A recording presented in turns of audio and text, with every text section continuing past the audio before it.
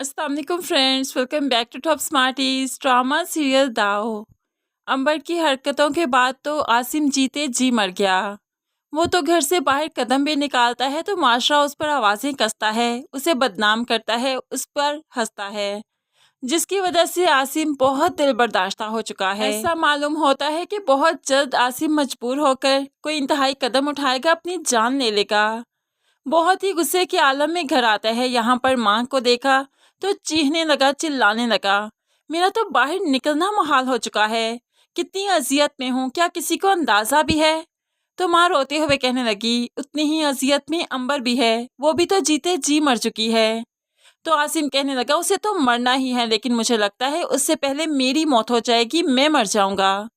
अब तो अलमास बेगम दहल कर रह गई कि इकलौता बेटा ऐसी बातें क्यों कर रहा है। अल्लाह खैर करे बेटा, क्यों ऐसी बातें कर रहे हो?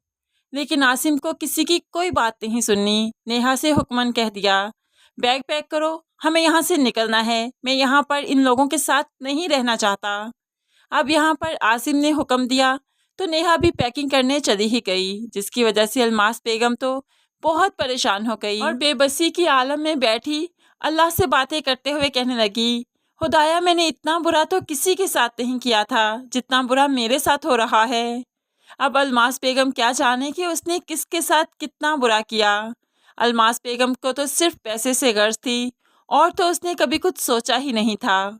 अब यहाँ पर सुंबुल को भी आलियान ने जब अंबर की वीडियोस दिखाई तो परेशानी की आलम में चीखते हुए घर आती है और माँ पर चिल्लाने लगी, आप जानती हैं ना, आपके गुनाहों की सज़ा हमें मिल रही है, आपकी औलाद भुगत रही है आपके गुनाहों को। न जाने कितनी लड़कियों की ज़िंदगी बर्बाद की आपने, न जाने कितनी आपकी वजह से मौत के मुंह में गई, जैसे निशा गई।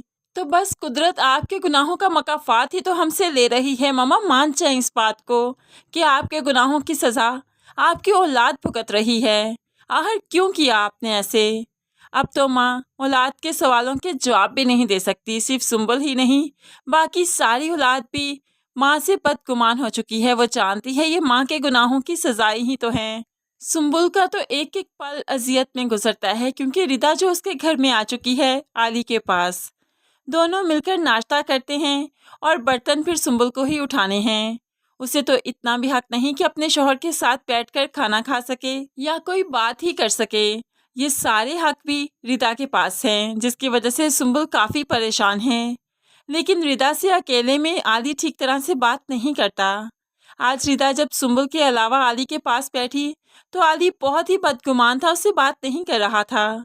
तभी रिदा शिकवा करते हुए कहने लगी, कितना बदल गए हो ना तुम मुझे कितना चाहते थे, मेरे बगैर तुम्हारा एक पल नहीं गुजरता था। तो आली कहने लगा, वक्त और हालात सब कुछ बदल देते हैं, तुम समझ जाओ इन चीज़ों को और प्लीज़ चली जाओ यहाँ से, मेरी ज़िंदगी में मज़ीद मुश्किलात खड़ी मत करो। लेकिन रिदा समझ चुकी है कि आली उससे बात करता है तो सिर्फ सुंबुल के सामने ही ठीक से बात करता है, सुंबुल को अजियत देने के लिए। इसलिए रिदा ने सोच रखा है कि वो भी सुंबुल को अजियत देगी ताकि सुंबुल तंग आकर आली की ज़िंदगी से निकल जाए। इसलिए सुंबुल के पास जाती है और कहने लगी, कल आली और मैं पता है किस टॉपिक पर डिस्कशन कर रहे थे? आली तो बहुत खुश था। तो सुंबुल कहने लगी, मैं तो अजियत भुगत रही हूँ उस गुनाह की जो मैंने किया ही नहीं। इसलिए तुम जिस भी टॉपिक पर बात कर रही थी आली से, प्लीज़ मुझे बताने की ज़रूरत नहीं। ये सब कहते हुए सुंबुल रोते हुए यहाँ से चली जाती है और रिदा खुशी के आलम में सिर्फ उसे देखती रहती है और उसे लगा कि उसका तीर ठीक निशाने पर लगा। अब तो वो सुंबुल को ऐसे ही अजियत दिया करेगी।